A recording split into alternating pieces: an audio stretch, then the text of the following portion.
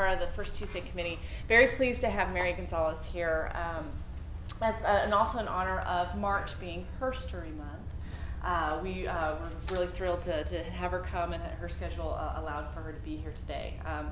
Mary Gonzalez is the Western Territory Director and lead organizer of the regional organization in the Bay Area for the Gamaliel Foundation, an international organizing institute building faith-based organizations in the United States, Great Britain, and in South Africa. She has been organizing professionally since 1980. Prior to entering the profession, she gained recognition as a leader in an organization in Chicago. She is currently developing countrywide community organizations in 7 counties in Southern California and in the Bay Area. She is also responsible for consultation to 2 island-wide organizations in Hawaii, Oahu, and Maui. Next time you're going to do that, you just let me know. Mary is the national staff member of the Gamaliel Foundation and one of its primary trainers. In that role, she trains for affiliated organizations and is often sought out to train for regional, national, religious, and educational institutions. She is the founder and primary trainer of, is it? Entasaki. Entasaki. Entasaki, right? Yeah, that's right. Love it. A leadership training program specifically designed for women within the Gamaliel Foundation. She is Mexican-American, Chicago native. She is married and the mother of 4 daughters, and we're very, very pleased to have Mary Gonzalez. Thank you.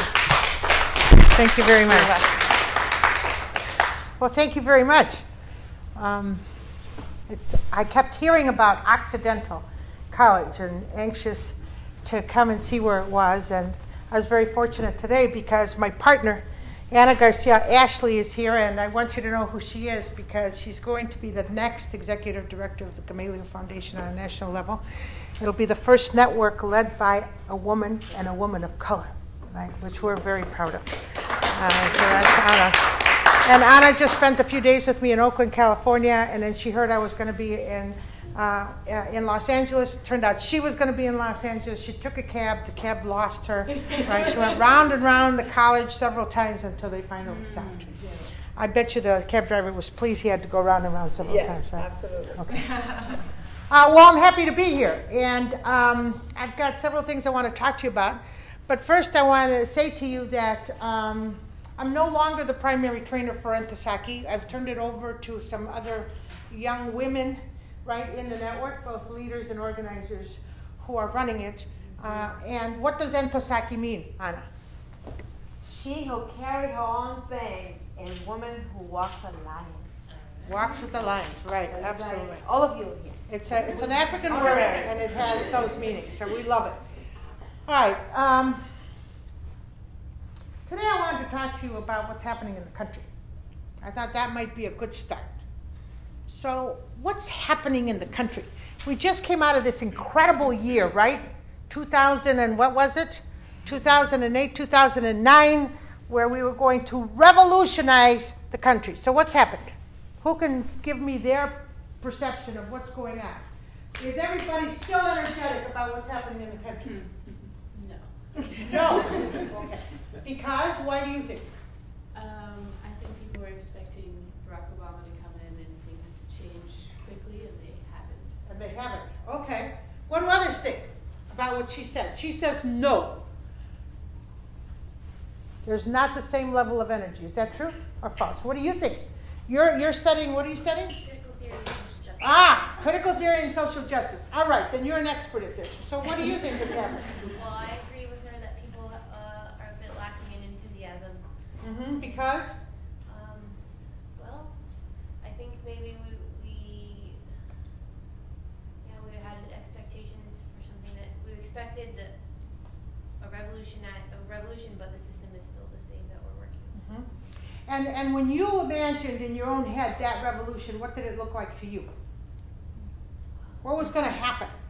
Obama gets elected. Boom. Now, for sure, what? Everyone would be really excited to start doing things that need to get done, and we wouldn't have to. The red tape would just magically disappear or something. Okay. Troops would go home. The troops would go home. Okay. All right. What do you think? What's your first name? Gabby. Okay, I like that name, Gabriela. Okay. So, what do you think? We still at the same energy level? Okay. And what do you think happened? Happened? Mm-hmm. Well, What's happened? Well, I just think we all have these high expectations for Obama, but as politicians,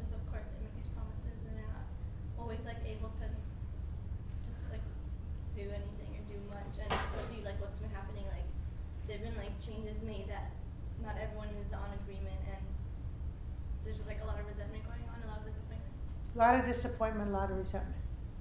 So what impact is it having it here at the college? Hi, what's your name? Dimitri. Dimitri? Yeah. Dimitri, what impact do you think this negative sense is having on Occidental?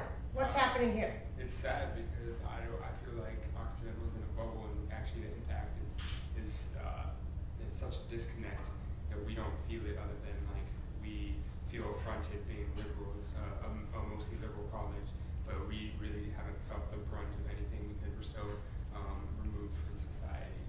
So you feel like fish out of water. Like you don't fit in this world. Occidental. Is that true? You're different. Are you different from the other higher learning institutions? Are you different? What do you think? Are you? What's your first name? Meredith. Okay, Meredith. Are you different? From public or From private? any. Over private. And I think Right. that makes us different. Oh, okay. So you're private. In what way does that make you different? It's a primarily residential campus. Mhm. So a lot of kind of what Dimitri was talking about people having lives outside that are more affected by social issues is kind of dissolved as we come here. So Because we you're hear- kind of in a bubble. Yeah, exactly. Ah, okay. I definitely feel that. Just for example, a lot of my friends are in the UC system, and how all of the budget cuts in the UCs, and they're protesting, and they're not going to be able to graduate in 4 years, and they're not going to get the classes that they need, and everyone here like doesn't even know about it, you know. So it's kind of crazy. So how do you feel living in this bubble? I feel like we need to break out of the bubble and engage the community more. Mm-hmm. Is that what you want to do? Yeah, I think so. All right. So why did Obama lie? Did he lie? I know Obama. I was at his wedding. I worked with him for 3 years in Chicago as an organizer. So why did he lie? Or did he lie? What do you think? Did he lie? I don't think he lied. So what happened? I think like any person who takes on a really high position, everyone has expectations of the president, and I think he's trying his best to try to meet those needs, and everyone has different needs. Uh-huh. So is he just not working hard enough? Has he changed his priorities? Is he less interested because now he's powerful and rich? What do you think's happening to him?